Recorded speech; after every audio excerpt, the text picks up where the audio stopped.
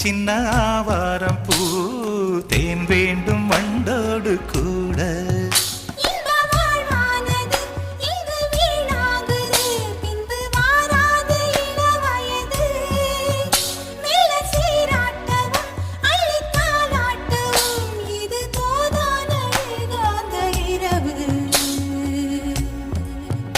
ராக்கோழி ரெண்டும் முழிச்சிருக்கு ரெண்டும் கூடாம தனிச்சிருக்கு ராக்கோழி ரெண்டும் முழிச்சிருக்கு ரெண்டும் கூடாம தனிச்சிருக்கு